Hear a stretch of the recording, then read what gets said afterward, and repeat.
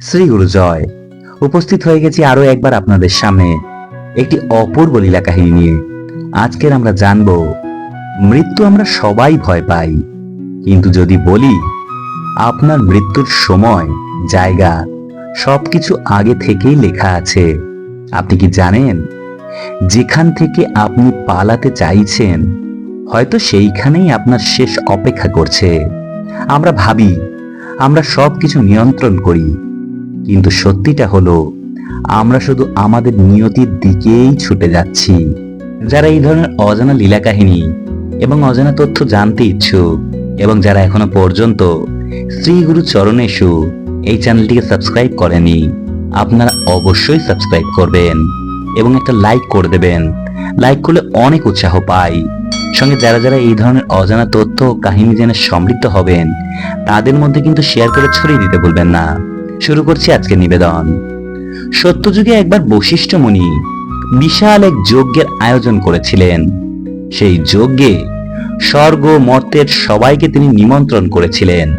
সেই যজ্ঞে 14 ভুবনের ঋষিগণ, মুনিগণ এবং সনাতন ধর্মের মহাজনরা সবাই আসতে শুরু করেছিলেন। সেই সময় যমরাজও ওই যজ্ঞে আসেন। যখন তিনি প্রধান ফটক দিয়ে ঢুকবার সময় দেখেন একটি টিয়ে পাখি সেই ফটকের উপরে বসে আছে, এবং তিনি একটু ভালো করে পাখিটিকে দেখলেন। টিয়ে পাখিও যমরাজকে দেখল, এবং এও দেখল যে যমরাজ তার দিকেই তাকিয়ে কি যেন ভাবছে। এতে পাখিটির অন্তরাত্মা কেঁপে উঠল, কারণ পাখিটি জানে যমরাজ যার দিকে একবার দৃষ্টি দেয় তার মৃত্যু অনিবার্য। পাখিটি দুঃখিত হয়ে তার মৃত্যুর জন্য অপেক্ষা করতে লাগলো।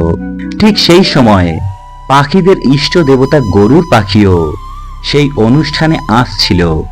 টিয়ে পাখি গরুর দেবকে দেখে তার চরণে উড়ে এসে বসলো, এবং তাকে আসন্ন মৃত্যুর হাত থেকে রক্ষা করবার জন্য গরুর দেবের কাছে অনুনয় বিনয় করতে লাগলো। গরুর দেব তাকে রক্ষা করবার জন্য পাখিটিকে তার পিঠে চড়িয়ে যমলোকে নিয়ে যাওয়ার চেষ্টা করে অনেক উপরে উঠার জন্য উড়ে গেল। যমলোকে গিয়ে দেখে তার পিঠে বসা সেই টিয়ে পাখিটি আর নেই। গরুরদেব তখন ধ্যান করে জানতে পারলেন যে টিয়ে পাখিটি 15,000 মাইল উপরে উঠার সময় সে বায়ুর অভাবে মৃত্যুবরণ করেছে। গরুরদেব তখন দুঃখিত হলেন। গরুরদেবের যখন সেই যজ্ঞে যমরাজের সাথে দেখা হয়ে গেল, তখন তিনি যমরাজকে প্রশ্ন করলেন, হে যমরাজ, আপনি বলুন, এখানে আসার সময় ওই ছোট্ট টিয়ে পাখিটির দিকে কেন অপলক দৃষ্টিতে আপনি তাকিয়েছিলেন? তখন যমরাজ হেসে হেসে বললেন, ওই টিয়ে পাখিটিকে দেখে আমি ভাবছিলাম যে ওর মৃত্যু হবে 15,000 মাইল উপর আকাশে, কিন্তু ওই গেটের উপর এখনো কি করছে। এই গল্প থেকে আমরা বুঝলাম আমাদের মৃত্যু নির্ধারিত হয়ে আছে আগে থেকেই, তাই উদ্বিগ্ন হয়ে লাভ কি।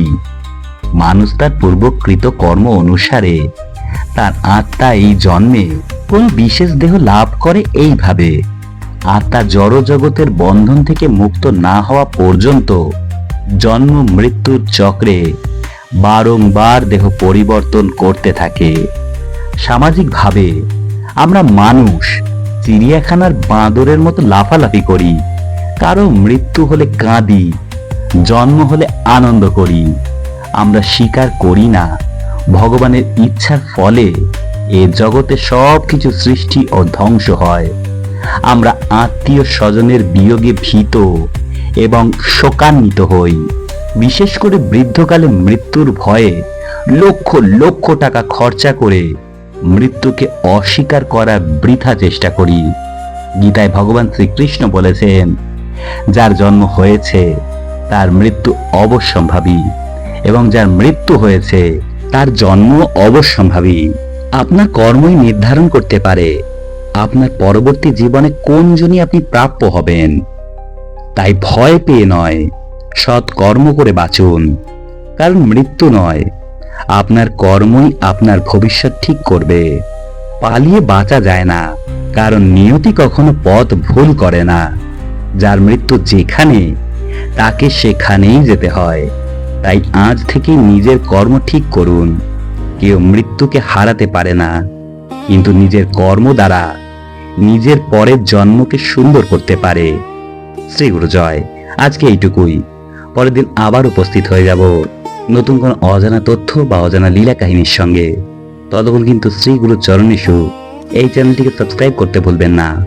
এবং যারা যারা এই ধরনের অজানা তথ্য কাহিনী জেনে সমৃদ্ধ হবেন, তাদের মধ্যে শেয়ার করে ছড়িয়ে দিতে ভুলবেন না। ততক্ষণ সকলে অনেক ভালো থাকবেন, সুস্থ থাকবেন।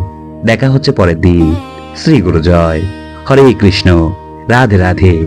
ওম নমঃ শিবায়। নমস্কার সবাইকে।